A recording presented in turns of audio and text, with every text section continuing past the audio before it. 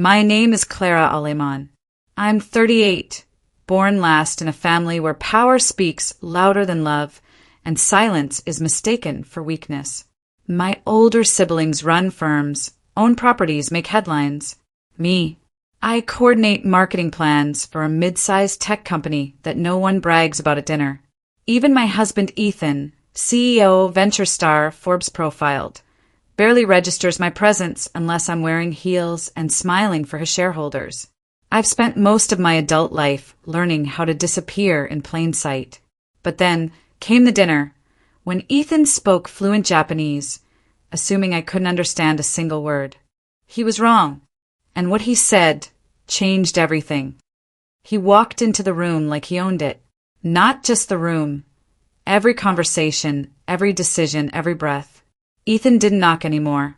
Not at home, not in meetings. He just entered. "We got hashiri," he said, tossing his phone onto the marble counter like a dropped mic. I was slicing cucumbers. Cold. Precise. Listening.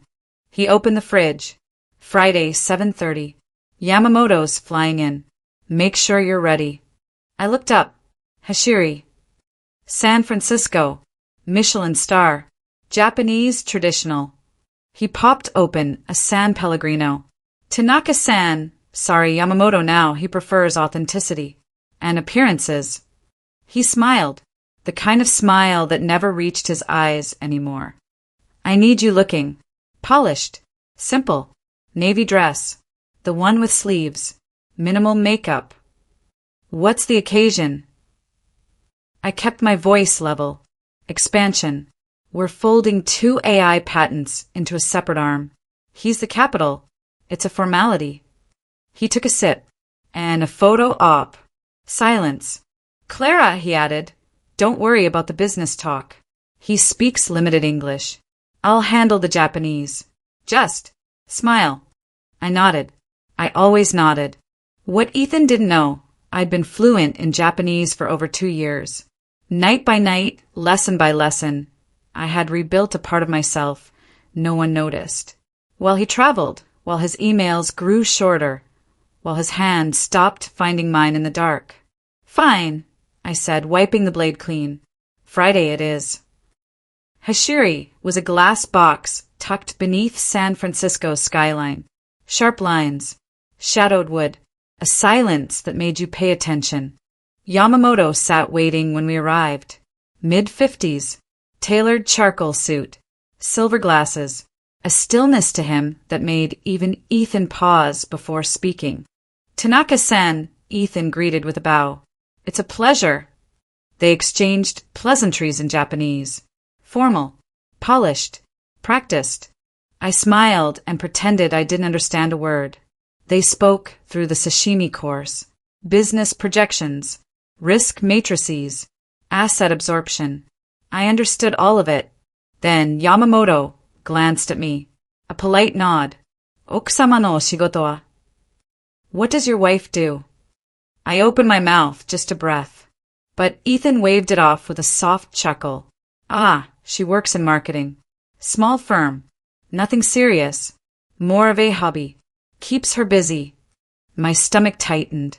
My face didn't move. She handles the house, he added, still in Japanese. No distractions. Lets me focus on the real work. I took a slow sip of water. Tasted metal. He kept going. Joking. Confident. Words like control. Streamlined, uncomplicated marriage. As if I were an accessory. An asset with no liabilities. Yamamoto's eyes flicked toward me again. A flicker. Almost. Regret? Dessert arrived. Ethan toasted in English, then switched back. She doesn't speak Japanese, he said with a laugh. We keep things simple. I smiled. Not because I had to. Because I had just witnessed the weapon he never meant to fire. I smiled at him, just like he wanted, while my world cracked in silence. The next morning, Ethan left before sunrise. I heard the front door shut like a verdict. He didn't say goodbye. I stared at the cold press he didn't touch, the glass leaving a ring on the counter. My hands didn't shake. They didn't need to. My mind was already moving. I sat at the dining table, opened my laptop, and pulled up the language notes I'd buried in a folder called Recipes. Inside, not soup but scripts, transcripts, kanji drills, private chats with tutors in Osaka. Hours, months, years. I played the dinner conversation in my head, rewinding Ethan's voice. She's just a pretty face. No distractions. Uncomplicated marriage. I opened a blank document and began typing. Every sentence I could remember, word for word in Japanese and English. When people lie with confidence, they forget they're being watched. Cut scene. I opened my private email, one Ethan didn't know existed, and typed a message to an old friend. Subjecto, chousa no onegai. To Marcus.Dahmer@Tokyo-University.jp. Body. Need help. Language plus legality. Urgent. Don't trust phones. Encrypted reply only. I hit send. Breathe. There's something surgical about betrayal. It cuts in layers. The obvious slice comes first. Then the deeper ones reveal themselves. Slow, wet, sickening. By noon, I'd rewatched every video Ethan had been tagged in the past 6 months. Press interviews. Product keynotes. He was smiling in all of them. That kind of smile only liars wear well. New ping. Encrypted reply from Marcus. Send the file. Also, change your locks. My blood cooled. I hadn't mentioned anything about safety. That night, I didn't sleep in our bedroom. I closed the office door, bolted it, and spread the printed contract Ethan had slipped Yamamoto across the sushi bar. I'd taken a blurry photo with my phone the moment Ethan stepped away for the restroom. Japanese text, legal formatting, but I caught the name. Atsura Holdings Ltd. Not in California, not in Delaware, but BVI, British Virgin Islands. I started Googling. Marcus replied again. Atsura is a front. It's not in Yamamoto's portfolio. It's a shell. Shell. Like the kind you disappear behind. Like the kind you bury people under. I showered, dressed in black. Simple. My phone buzzed twice, then stopped. Unknown number. One new message. You're too close. Back off, Clara. There's no punctuation. The kind of message written by someone who knows it doesn't need any. My throat tightened. Not fear. Focus. I called the building manager. Asked if anyone accessed our floor. He said no, but his voice stuttered on the second no. No is a word people love to lie with. It's short, comfortable, like a Band-Aid overwrought. I met Marcus via video call that night. His screen was dark, voice filtered. Clara, are you sitting down? Just tell me. I translated part of the document. It's not just patent transfer. It's asset migration. To where? Clara, your name is on the paperwork. As co-owner. Silent equity. I blinked. You're the shell. I ended the call. Closed my eyes. How long had Ethan been planning this? Every joint account. Every shared login. Every dinner I skipped because he said it was just work. I logged into our joint banking platform. Password, still the name of our dog. Classic Ethan. The checking account was fine. But the wire history? $20,000. $30,000. $50,000.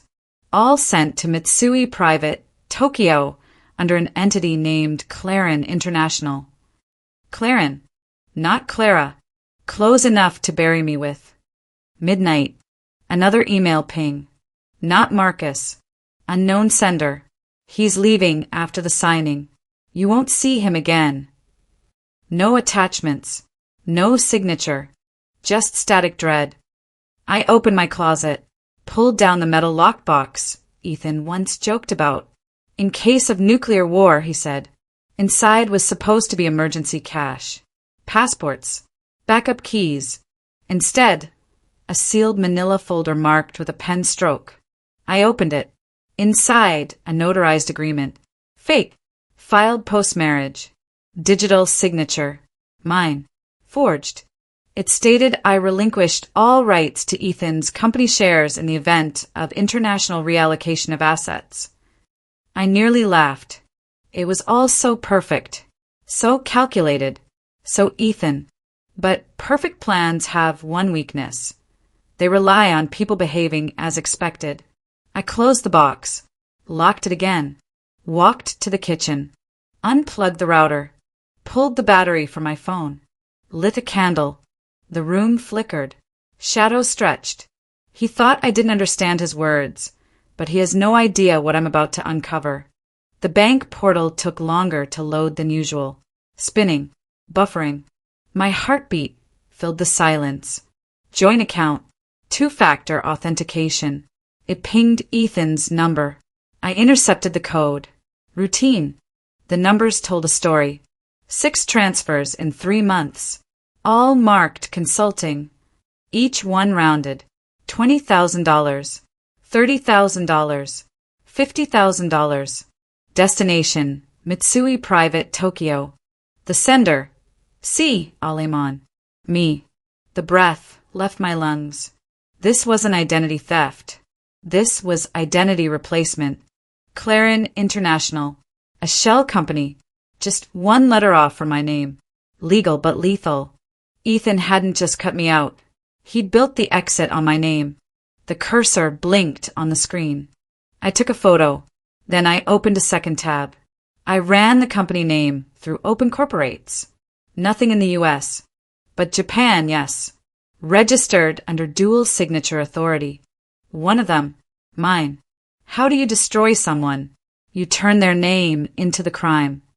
The elevator ride at Ethan's office felt slower than usual.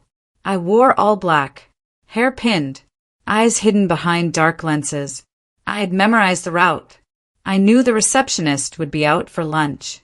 7th floor, right turn, keypad, still the same 4-digit code, 1984.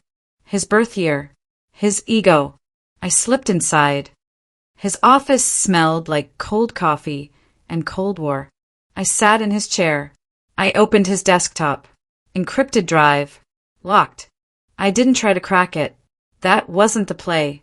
Instead, I lifted the lid on his second drawer. 2 passports. 1 American. 1 Japanese. Both had his face. The Japanese one had a different name. I snapped photos. Footsteps outside. I shut the drawer. Held my breath. They passed. When I left the building, my phone vibrated. Unknown number. No message. Just a missed call. A second later, another. This one with a voicemail. I played it. Static. Then, you shouldn't be in places that aren't yours. At home, the shadows moved different. I checked the back door. Still locked. I checked the hall camera. Disabled. Someone had been inside. I reset the router. Changed all passwords. Burned the folder with the fake prenup. Watched it curl and blacken in the kitchen sink. The law doesn't care what's fair. It only cares what's filed. It was something Marcus once said. And Ethan had filed everything first. I met Marcus on video call again. This time his face was visible. Serious. I traced the Mitsui account. It's tied to a third party. Yamamoto. No. Someone else. A BVI entity. Same pattern. Clara International. Worse. It's a holding firm Ethan doesn't control directly. I blinked. So who does? He hesitated. Then you. Silence. That's why the paper trail's clean, he added. He put it under your tax ID, your signature, your authority. You are the sole beneficiary on record. You go down, not him. I didn't cry. I didn't rage. I made tea. When the water boiled, I poured slowly as if ritual could cleanse deceit. Then I opened the hallway closet and pulled down the fireproof lockbox Ethan never touched. Inside, old tax returns, property documents, and a single USB drive marked with a black dot. No label. I plugged it into a burner laptop I'd bought last year, just in case. It opened to a single folder. /assets _Yamamoto _severance. Inside, audio files, PDFs, contracts. One folder named Tokyo Exit. I played the first audio. It was Ethan, speaking in Japanese. Calm, deliberate. He was explaining how he'd shift all IP to Yamamoto's firm after the closing. How he'd vanish after Tokyo. And Clara, the other voice asked. She won't know until I'm gone. If she figures it out, it's already done. Static. Click. Silence. Then a single file loaded. Recording _unknown.m4a. I hit play. Yamamoto's voice. I'm not your weapon, Ethan. She's not your shield. If she burns, you burn. I shut the laptop. My reflection in the dark screen looked different. Not afraid. Not even angry. Just clear. He used my name to build his empire. Now I'll use mine to burn it down. The flash drive was warm in my palm. It pulsed like a second heartbeat. Inside it, voice recordings, document scans, Ethan's Tokyo blueprint, his entire offshore strategy, all connected to my name. But information isn't power unless it's weaponized. I stepped into the rain. Hood up. Phone off. Burner in pocket. Ramen bar. Corner booth. Tokyo style. Red lantern flickering above. Marcus was already there. Baseball cap low, glasses steamed. He didn't smile. You brought it, he asked. I slid the flash drive across the table. All of it. But we need someone smarter. He looked up. I might know someone. Cut scene. Her name was Alexis Nguyen, former NSA analyst turned freelance cybersecurity contractor. Clean record. Dirtier methods. We met in a parking garage. 3rd level. Lights flickering above us like broken logic. Alexis plugged the drive into a secure laptop she pulled from the trunk of her Prius. You know this puts a target on your back, right? I shrugged. The target's already there. I just want the aim to be accurate. She smirked. I like her, she said to Marcus. 10 minutes in. Her screen lit up. File names populated like ammunition. Here, she said, zooming in. That's your signature. But that's not your keystroke pattern. It's a deep fake overlay. He forged my consent. More than that, he timed the timestamp to align with a VPN bounce off a Tokyo IP. That's premeditated. If you go down, it'll look like you ran. Cut scene. We drove to the condo in silence. My thoughts weren't silent. Ethan had built the perfect crime. Corporate exit, offshore laundering, spouse scapegoat. All lined up to detonate on a timeline I hadn't even seen until now. Ethan's flying to Tokyo Thursday, Marcus said. Private jet. Name's not his. What name? Alexis glanced at her laptop. D. Stone. He used it 3 years ago on a shell company in Singapore. Classic ego. Even fake names have to sound strong. Can we trace it? We don't need to, I said. We beat him to the meeting. That night, someone tried to get into my condo. I heard the doorknob jiggle. Soft. Precise. Like someone testing how much I feared silence. I didn't move. Didn't breathe. Just gripped the kitchen knife. 10 seconds. 20. A soft click. Then nothing. I waited 2 more hours before exhaling. Sometimes survival is quieter than violence. Next morning, I filed for a passport renewal under my maiden name. Then I booked a flight to Tokyo. Business class. One way. I emailed Ethan's assistant, spoofed his own address, wrote a note canceling his flight, rerouting it to a fake destination. The kind of digital chaos that slows down gods. Then I called Yamamoto. He didn't answer, but I left a message in Japanese. I know everything.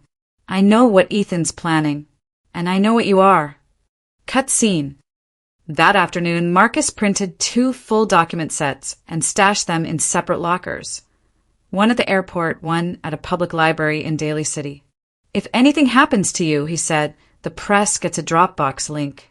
You have 2 hours to cancel it. Otherwise it goes live. I nodded. No emotion. Emotion clouds strategy.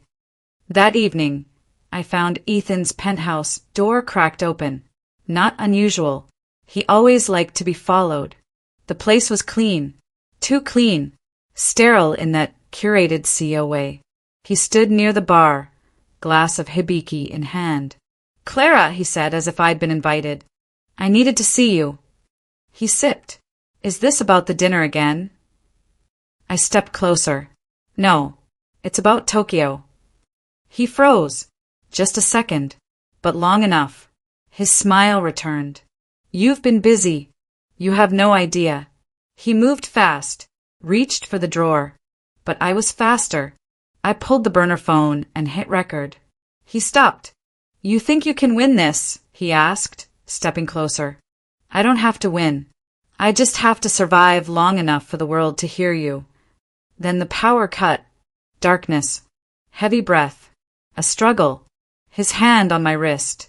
Mine on the flash drive. Glass shattered. My knee found his ribs. I ran. Emergency stairwell. No lights. Just red exit glow. Marcus was waiting outside. Door slammed. Tires screeched. We didn't speak. Not until we hit the freeway. Then I whispered. Just loud enough for the city lights to hear me. If I wait for justice, I'll drown with him. I need to strike first. Narita smelled like jet fuel and rain. The kind of air that makes promises feel temporary. Cut scene. Passport stamped. No questions. My maiden name slid across the counter like a clean blade. I didn't look back. Airports reward people who don't hesitate. Marcus walked 3 steps behind me. Alexis stayed farther, never in frame, always in reflection. Glass walls. Polished floors. 1,000 eyes and none you could trust. My phone buzzed once. Burner. Unknown, he changed venues. I typed with my thumb. Where? Unknown, Shibuya. Rooftop ballroom. 2100 hours. Shibuya Crossing exploded beneath us on the ride-in. Neon. Sirens. Umbrellas colliding like nervous thoughts. The city didn't care who lied to whom. It kept moving. People say power loves the dark. I've learned it loves height. The elevator climbed too fast. My ears popped. The doors opened to glass and gold. An open-air rooftop wrapped in a temporary ballroom. White linen. Low lanterns. A koi pond along the edge, water black as ink. Distraction first. Reveal later. Ethan stood near the windows, tailored suit, relaxed posture. The look of a man who believed his ending was already written. Yamamoto hovered beside him, immaculate, unreadable. I stepped forward. Alone. Ethan's smile flickered. Just once. Clara, he said, you shouldn't be here. I speak Japanese, I replied. English. Come. You already know that. A pause. Then laughter. His favorite shield. You always did like surprises. Yamamoto turned. His gaze sharpened. You came without counsel, he said in Japanese. That is unwise. I brought the truth, I answered. Japanese. Formal.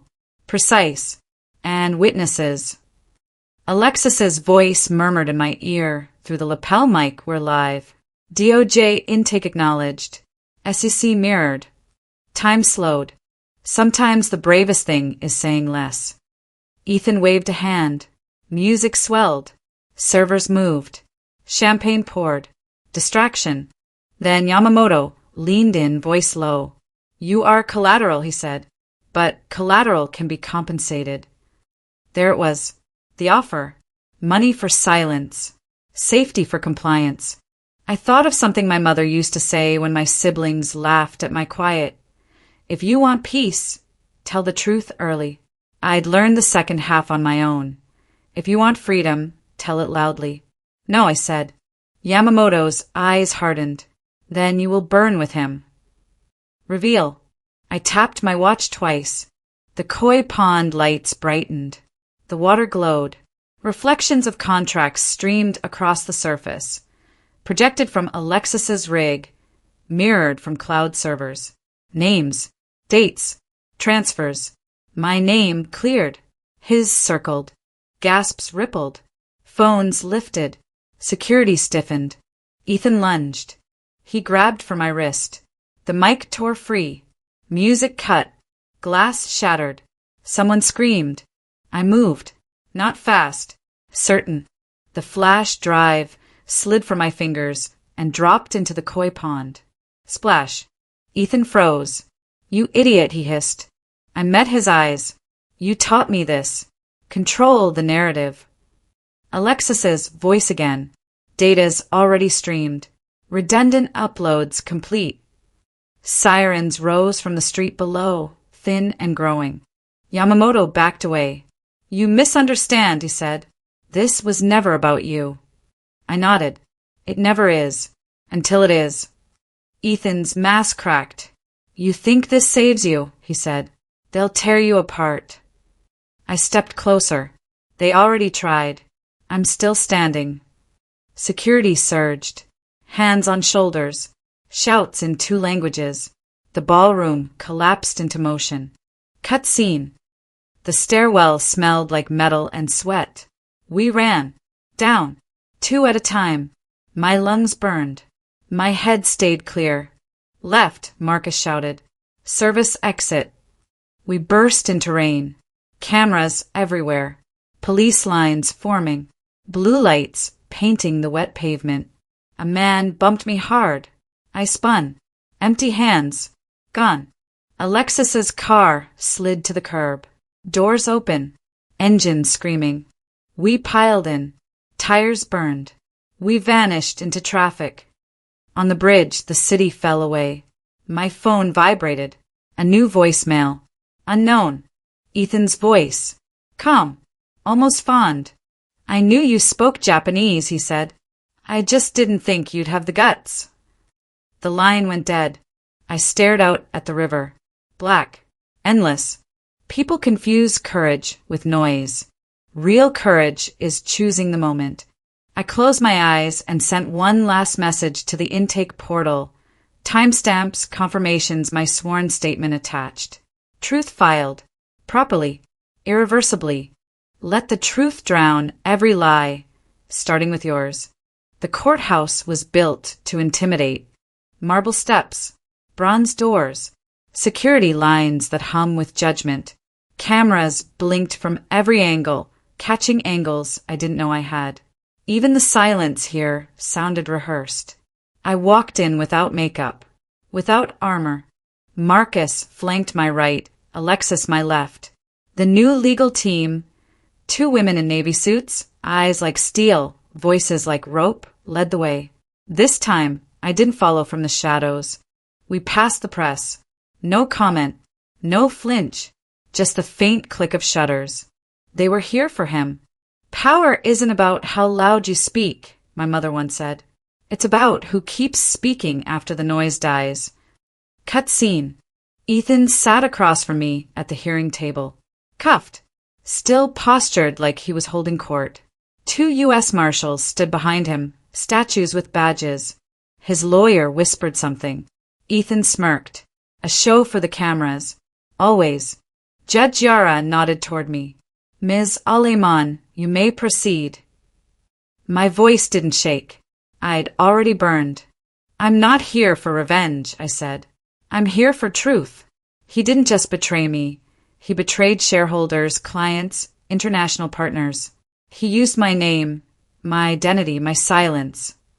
I looked straight into Ethan's eyes, and he thought I'd never speak. The room stayed quiet, tense. A courtroom breathes in delays. Justice doesn't rush. It waits to watch you squirm. Yamamoto hadn't shown. His immunity deal, Alexis whispered, was conditional and cracking. Everything moves in layers. Like rot. Cut scene. Outside the courthouse, reporters swarmed. I ignored them. The wind bit sharp. The sun was blinding. For the first time, I didn't hide behind someone taller. A little girl near the barricade waved at me. Her mother whispered something, eyes wide. I waved back. Sometimes healing begins when someone simply sees you. Weeks passed. News broke in stages. Asset seizures. Resignations. International fallout. AMC's board dissolved under scrutiny. The DOJ expanded the investigation. Alexis consulted on the forensic audit. Marcus was offered a DC post. I declined all interviews. My voice wasn't for ratings. My apartment smelled like basil and coffee, smaller than the house in Westwood. But it was mine. No ghost signatures. No fake trusts. Just sunlight, silence, and 2 solid locks. I brewed tea, checked the mailbox. 1 letter stood out. Handwritten. No return address. Inside a photo. Ethan. In orange. Prison yard. Leaning against a wall. Staring down at a chessboard. Someone else was winning. The note read, "Next move." I dropped it into the shredder. You don't play games with ghosts. Cut scene. Rain tapped on the window like a soft reminder. I pulled a wool sweater over my tank top, sat at my desk, and opened my laptop. A blank document. Title, collateral. It wouldn't be a memoir. It wouldn't be a tell-all. It would be a record. For other women who were told they were crazy, too much, too quiet, too naive. For the ones erased and replaced. For the ones who listened, remembered, and eventually spoke. Truth isn't loud, I typed. It pulses. Quiet. Persistent. Alive. Then I wrote the next line. They never thought I was watching. Twist. Not everyone who helped me was innocent. Alexis. Her NDA expired last week. She signed a book deal. I don't blame her. We all survive differently. Still, I changed the locks. Marcus visits sometimes. No more suits. He teaches ethics now. Irony doesn't erase guilt, but it gives it shape. One night, as he left, he said, "You ever miss who you were before this?" I shook my head. She was never real. He nodded. Then maybe this was worth it. The koi pond at the Tokyo Ballroom is gone, replaced by an open terrace. Tourists take photos where Ethan once whispered ruin. I kept a screenshot of the last projection, my name glowing over black water. Not proof. Reminder. Cut scene. Final moment. I walk down 8th Street. Cold wind. Bright lights. I stop at a corner where a mural reads, "Survival is the slowest kind of revenge." And I smile. Not because I won, but because I didn't disappear.